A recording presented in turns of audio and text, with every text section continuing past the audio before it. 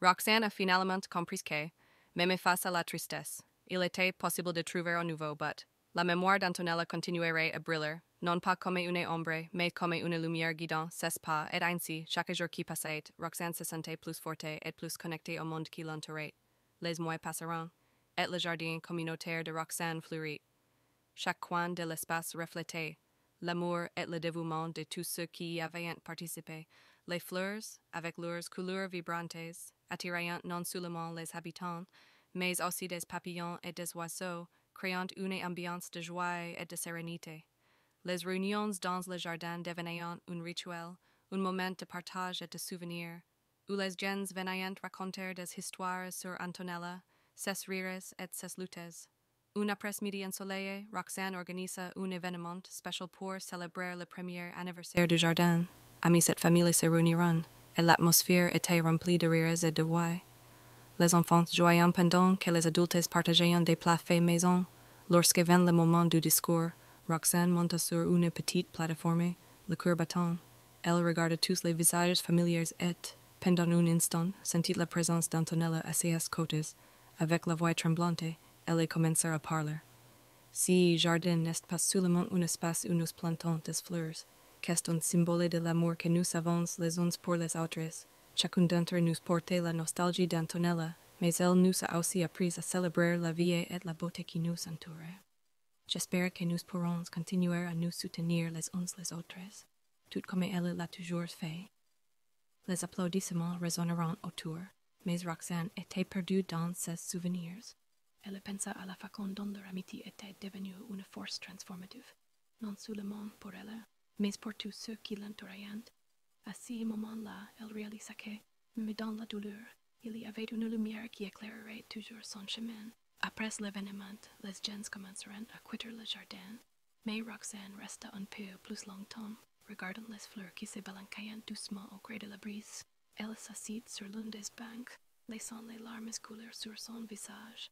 C'était un mélange de tristesse et de gratitude. Elle savait qu'Antonella ne serait jamais oubliée.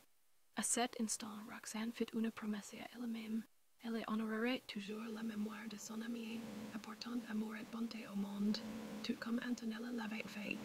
Et ainsi, avec un cœur plus léger, Roxane décida que son travail ne faisait que commencer. Le jardin deviendrait un espace permanent pour la communauté où chacun pourrait trouver du réconfort, de l'amitié et surtout de l'espoir. Si vous croyez également au pouvoir de l'amitié et à la beauté de la vie, aimez cette vidéo et abonnez-vous à la chaîne. Ensemble, nous pouvons partager plus d'histoires qui touchent le cœur, célébrant les souvenirs et transformant la douleur en lumière. Merci d'être ici avec nous dans ce voyage.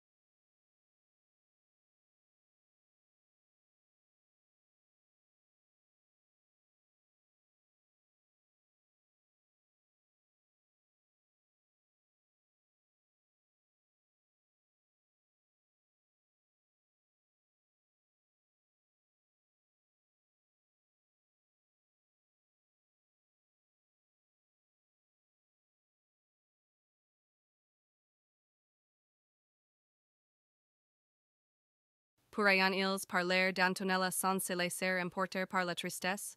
Cependant, au fond, elle savait que la douleur de la perte faisait partie du processus de guérison. C'était une étape importante, non seulement pour elle, mais pour tous ceux qui ressentaient le manque d'Antonella. Enfin, le jour tant attendu arriva. Le parc brillait sous le soleil et l'air était empli du parfum des fleurs qu'Antonella adorait. Roxane était arrivée tout pour tout préparer. Les tables étaient couvertes de nappes colorées et garnies de délicieuses friandises qu'Antonella avait l'habitude de préparer. Les rires commenceront à résonner au fur et à mesure que les gens arrivaient, apportant avec eux des histoires et des souvenirs. Lorsque le moment de partager les souvenirs arriva, Roxane s'éleva. Son cœur battait la chamade, mais elle ressentait la présence d'Antonella à ses côtés l'encourageante. Elle commença à parler, ses mots s'entremêlant aux souvenirs de rires, d'aventures et d'amour. À chaque histoire, les visages autour d'elle s'illuminaient, et ce qui était autrefois une réunion marquée par la douleur devenait une célébration de la vie d'Antonella. Ces jours-là, Roxane comprit que la douleur de la perte existerait toujours, mais qu'il était possible de trouver de la joie dans les souvenirs. Antonella serait toujours avec elle, vivante dans le cœur de tous ceux qui l'aimaient.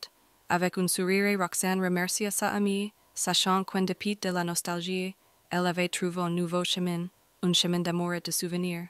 Après l'événement, Roxane ressentit une légèreté qu'elle n'avait pas connue depuis longtemps. Le pique-nique, avec ses rires et ses souvenirs, apporta un nouveau sentiment de communauté. Les jeunes partageront non seulement des histoires sur Antonella, mais exprimeront également leurs propres luttes et comment elle avait touché leurs vies.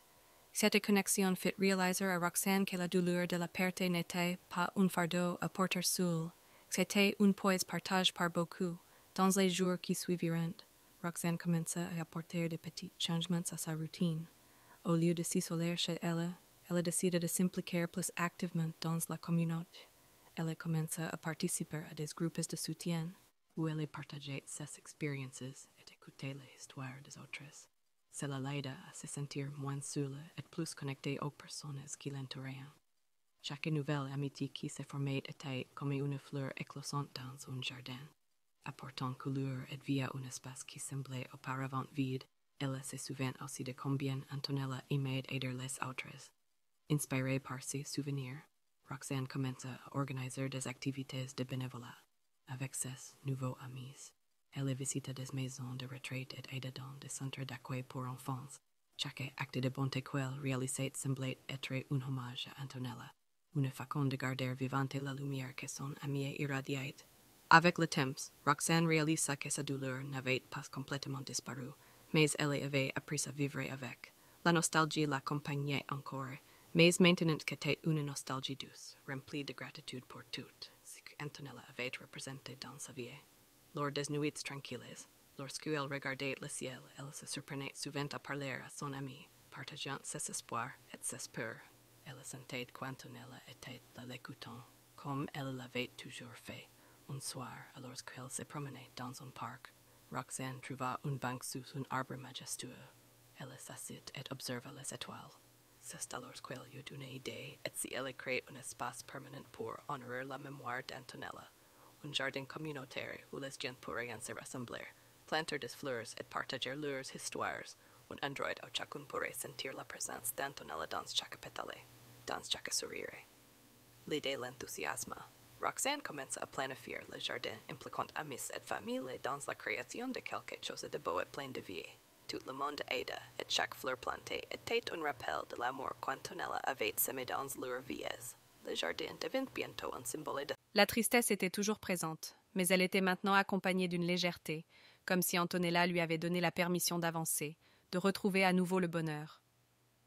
À partir de ce jour, Roxane décida d'honorer la mémoire de son amie de la manière dont Antonella aurait voulu, en vivant intensément, en aimant sans réserve, et en se souvenant toujours que, même en son absence, l'amour d'Antonella resterait à ses côtés. Les jours qui suivirent la lecture de la lettre d'Antonella apportèrent une nouvelle perspective à Roxane. La douleur de la perte n'avait pas disparu, mais elle avait été transformée. Chaque fois qu'elle ressentait le vide, Roxane se souvenait des mots de son amie et de la façon dont elle souhaitait que la vie continue, même sans sa présence physique. Elle commença à faire de petits changements dans sa routine, essayant de trouver de la beauté dans les choses simples, comme Antonella avait l'habitude de le faire. Roxane se mit à marcher dans les endroits qu'elles avaient visités ensemble, maintenant avec un regard différent. Les fleurs dans le jardin semblaient plus colorées, le chant des oiseaux plus vivant, et le vent qui caressait son visage apportait une sensation de connexion, comme si Antonella était là, d'une certaine manière. C'est lors de l'une de ces promenades que Roxane s'arrêta devant une petite galerie d'art local. Elle n'y avait jamais vraiment prêté attention auparavant, mais quelque chose l'incita à entrer. En parcourant l'espace, ses mains effleurèrent plusieurs tableaux jusqu'à ce que ses yeux se fixent sur une œuvre en particulier. Un paysage au coucher de soleil, avec un arbre solitaire au sommet d'une colline. L'image dégageait une mélancolie, mais aussi une sensation de paix, comme si c'était la fin de quelque chose et, en même temps, le début d'autre chose. Sans trop réfléchir, elle acheta la peinture et la ramena chez elle. Elle la mit sur le mur du salon, à l'endroit où Antonella aimait le plus s'asseoir. Chaque fois qu'elle regardait la peinture, elle avait l'impression d'être plus proche de son amie. Le coucher de soleil sur cette image représentait la fin d'un voyage, mais aussi l'espoir d'un nouveau départ. Au fil du temps, Roxane commença à s'ouvrir à de nouvelles expériences. Elle rencontra de nouvelles personnes, retrouva de vieux amis et, lentement, redécouvrit des parties d'elle-même qu'elle avait mises de côté pendant les années de soins apportés à Antonella. Ce ne fut pas facile, et souvent, elle se surprenait à ressentir la douleur de la nostalgie. Mais, en même temps, il y avait une force en elle qui la poussait à continuer, à vivre pour elle-même, mais aussi pour Antonella. À chaque nouveau pas, Roxane savait que l'héritage de son amie restait vivant dans son cœur, la guidant. Même en son absence, l'amour persistait. Les mois passèrent, et Roxane commença à créer un nouveau sens à sa vie, inspirée par l'amour et l'amitié qu'elle avait partagés avec Antonella.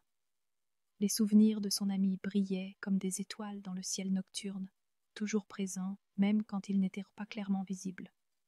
Dans chaque sourire qu'elle rencontrait, dans chaque nouvelle amitié qui naissait, Roxane sentait qu'Antonella était à ses côtés, l'encourageant. Un matin, alors qu'elle prenait son café, elle remarqua la peinture de l'arbre solitaire, baignée par la douce lumière du matin. Une pensée traversa son esprit, et si elle pouvait honorer la mémoire d'Antonella d'une manière plus significative? Roxane commença à envisager l'idée d'organiser un événement en hommage à son amie, quelque chose qui pourrait rassembler les gens et célébrer la vie. Avec cette nouvelle détermination, Roxane se mit à planifier. Elle pensa à un pique-nique dans le parc où elles avaient l'habitude de passer des heures à discuter et à rire. Ce serait une occasion pour les amis et la famille de partager des histoires sur Antonella, pour se souvenir non seulement de la douleur de son départ, mais aussi de la joie qu'elle avait apportée à tous.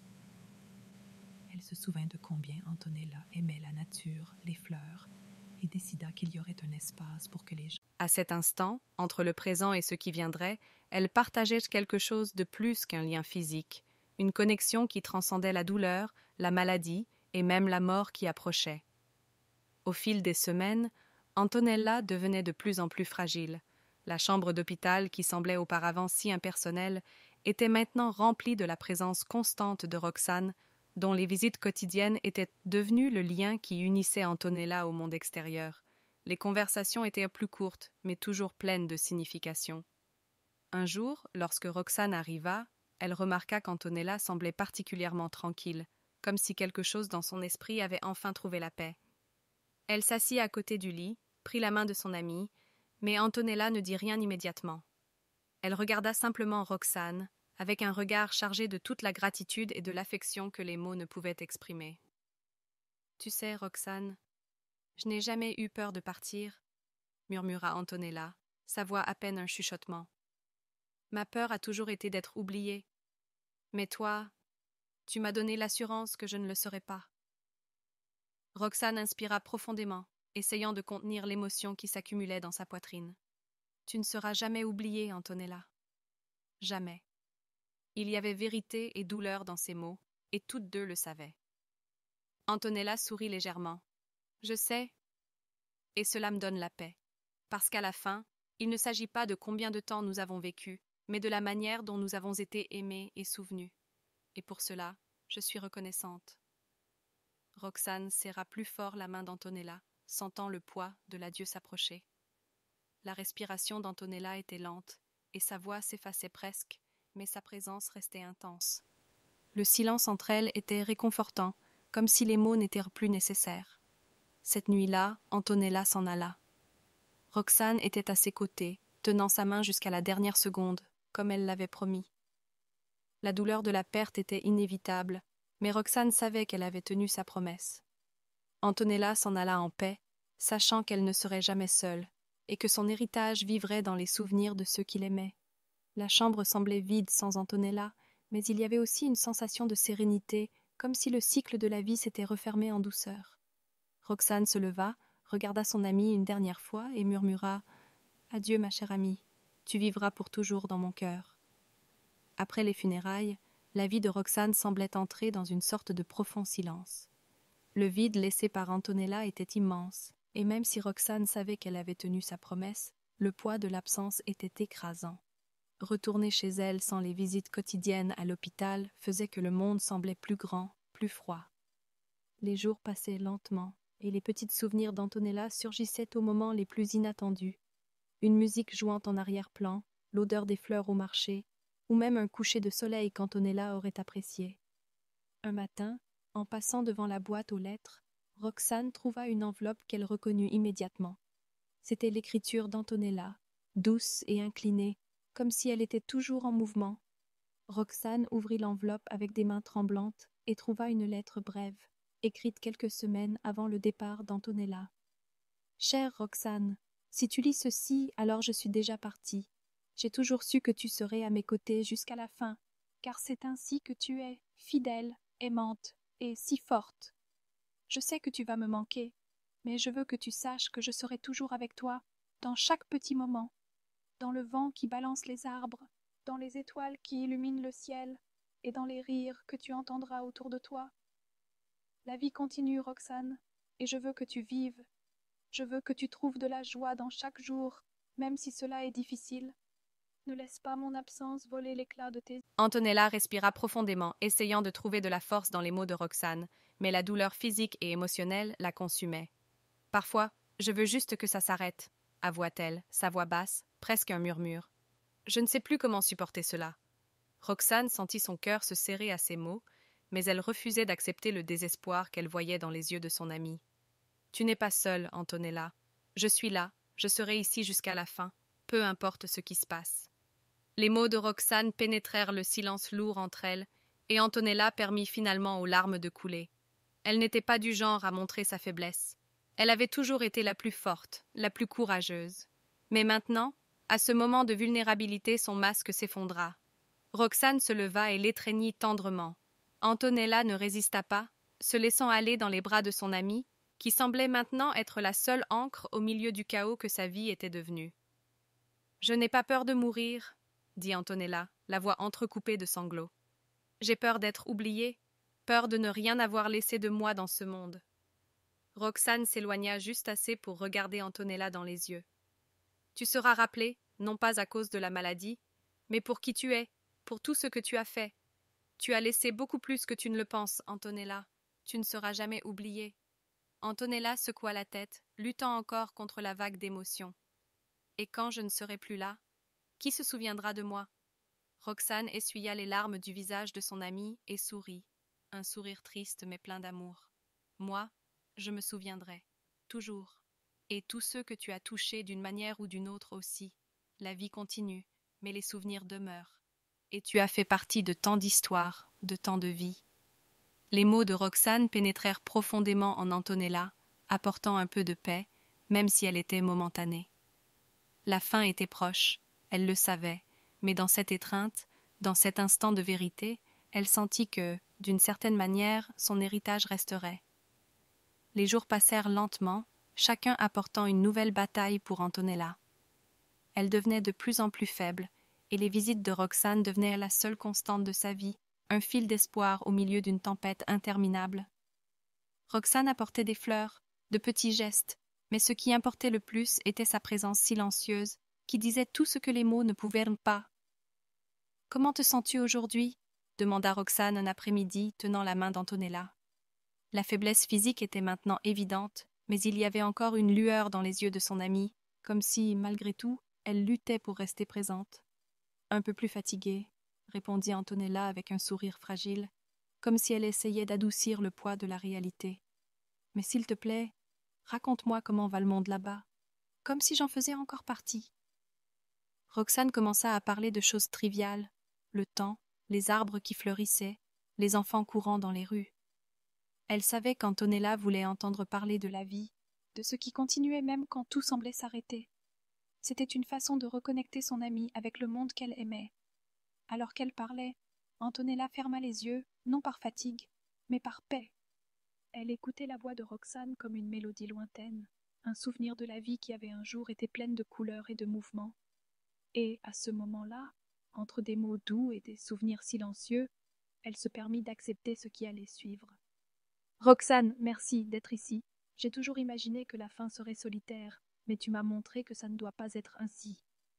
Antonella serra la main de son amie, sa force visiblement diminuée, mais pourtant chargée de signification.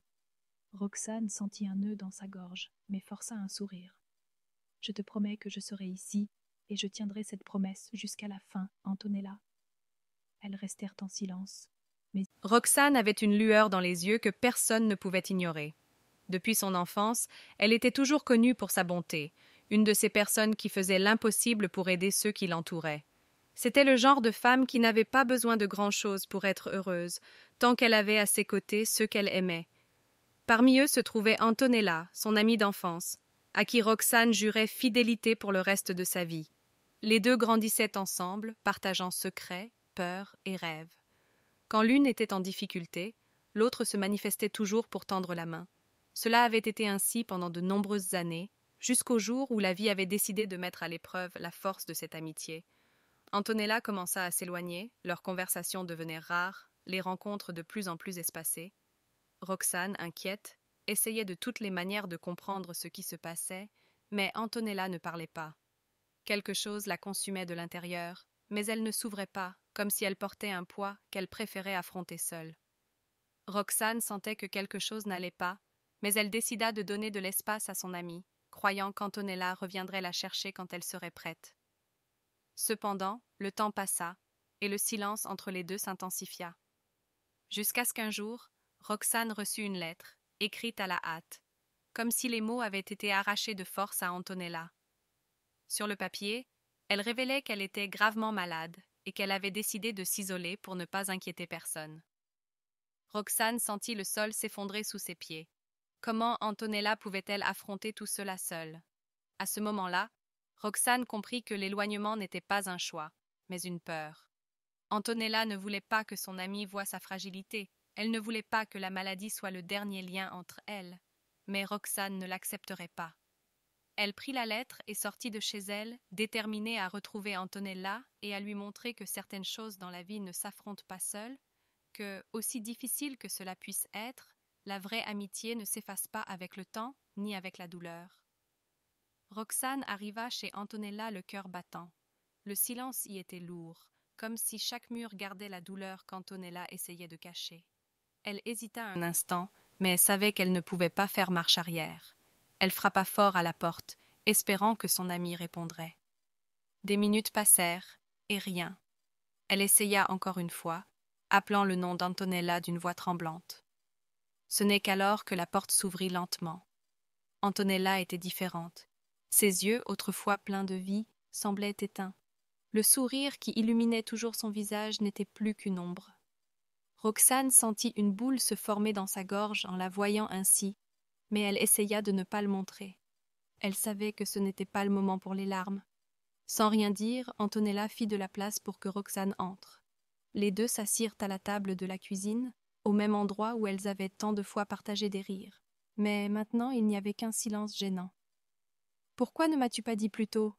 demanda Roxane, essayant de garder sa voix ferme, mais la douleur était évidente. Antonella soupira, évitant le regard de son amie. « Je ne voulais pas que tu me voies ainsi, faible. Faible. » Roxane prit la main d'Antonella, qui était visiblement plus maigre. « Tu n'as jamais été faible. Ce qui t'arrive ne change pas qui tu es. » Antonella ferma les yeux un instant, essayant de contenir les larmes qui insistaient pour couler. « Je ne voulais pas que notre amitié soit marquée par ça.